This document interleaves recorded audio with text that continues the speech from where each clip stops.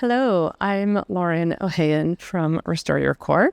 Today we are talking about painful penetration. So pain with penetration or pain post-penetration is actually incredibly common. Why does it happen? Well, very often it's happening because the pelvic floor muscles are too tight. There is a lot of gripping in the pelvic floor and in the pelvic floor muscles.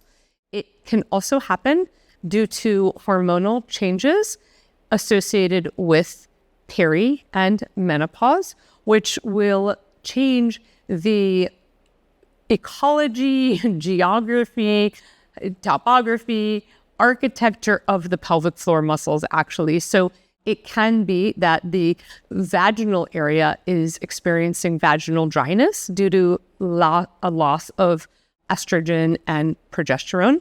So it can be the walls get more thin and more dry. Atrophy starts to happen within the pelvic floor and the vaginal vulvar area, and that can create pain. And that pain can create the body to start gripping in response. And then that creates more pain signals, less blood flow, less lubrication, more pain, and so on and so forth. So there are several reasons why you might be experiencing pain with penetration.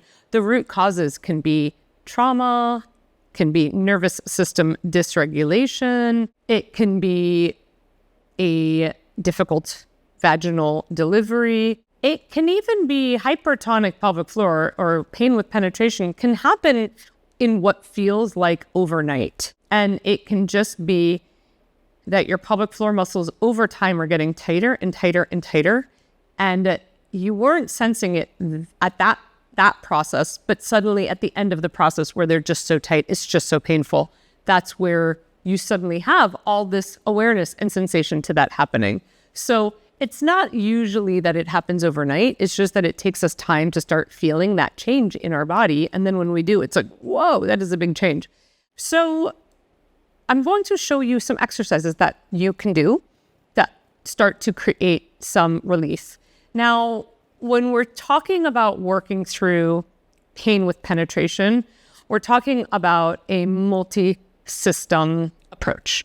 Even though the pain you feel might be in your pelvic floor and in specifically your vagina, that's not necessarily where the cause of the pain is. Your pelvic floor is actually part of a greater system.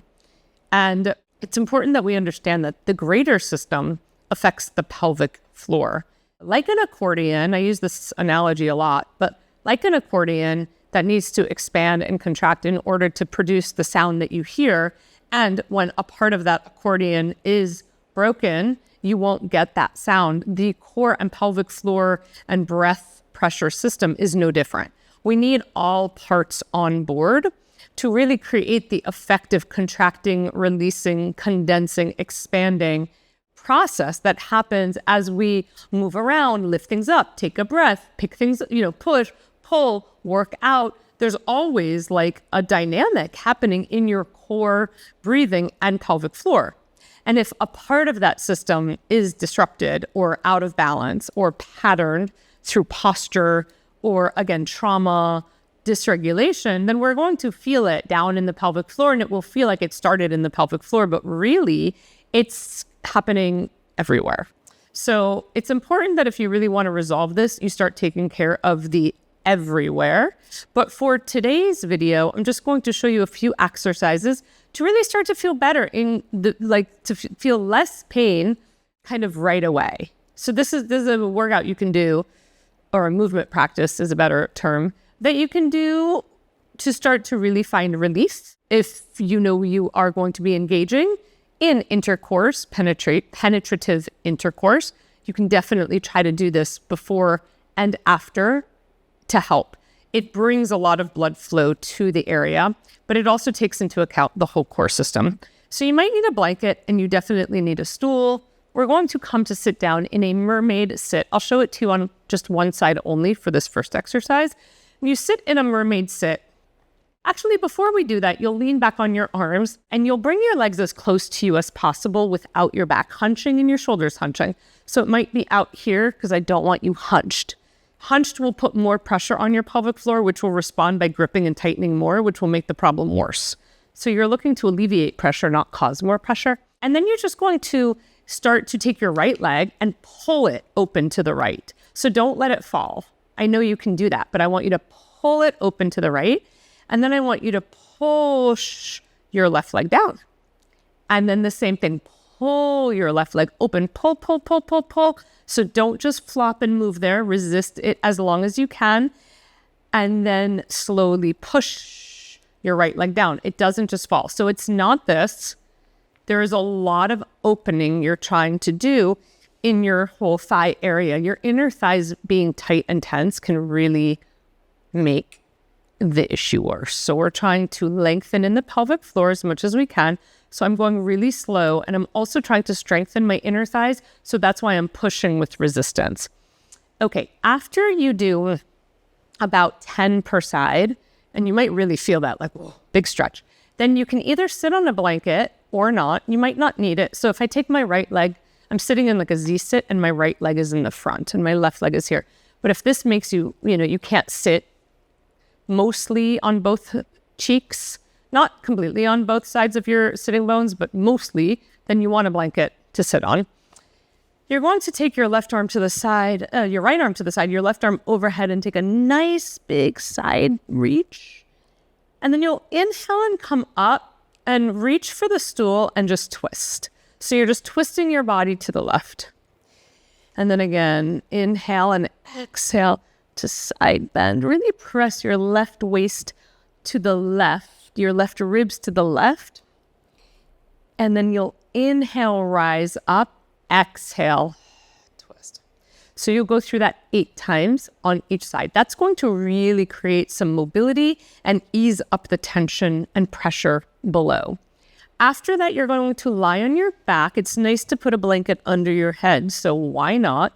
And put your feet up on your chair or stool. This is just a regular standard stool height, by the way. And you might need to move closer or further away. You'll feel it in a minute. And you're going to press your thighs open like we did sitting. So you'll press them open. Again, I can just let them flop. That is not what we're doing. You're imagining you're in a jar of maple syrup and press them open. And then go ahead and use your hands. Press your hands into your thighs and allow your back to passively arch. This shouldn't hurt. And if it does, move your body away from your stool a little bit so you can do that. And then you're going to tuck your pelvis under, curl your pelvis under as you close your legs slowly. They might even tremble with the effort. So it's not this, right? You're imagining you're in a jar of maple syrup, and you're going to do that about 8 times. So again, you slowly open to your end.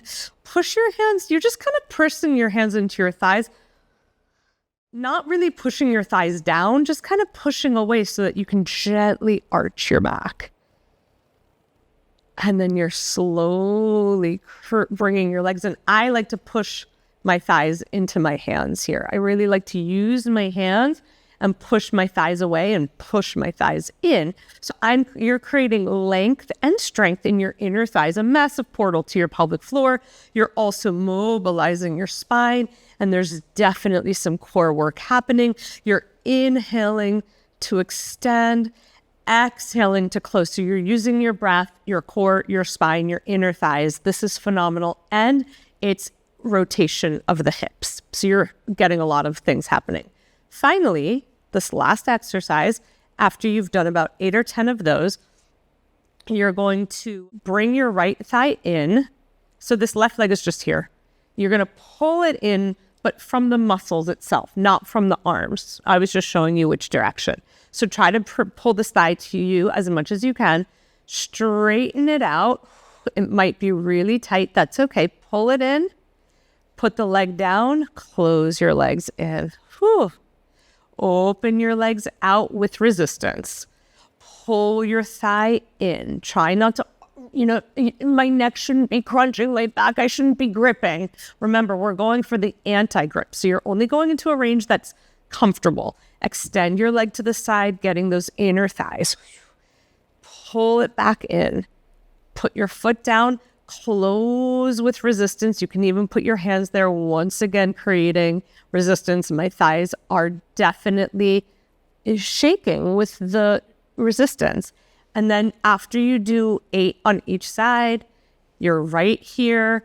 You're going to just let your legs be there. Let them be floppy. Close your eyes and take deep rest. You can repeat this sequence as many times in a day as you wish, or as many times in a week. Obviously, the more times you do it, the more your body is going to respond. So if you do it once and you're like, this doesn't work, doing anything once, your body's not going to respond. If you are looking for a protocol that takes the entire core system, teaches you about breath expansion, about core engagement, how to get rid of the tension, how to stop gripping, then my 12-week, which is yours for life, Restore Your Core program is really the best place for that. This sequence is phenomenal, but it is a on-the-fly sequence. It's not in a 15-minute four exercise video. I can't show you a whole protocol. So if you would like the expanded protocol, that would be my 12-week program, but this should really help you. I look forward to your questions and your comments. Thanks for watching.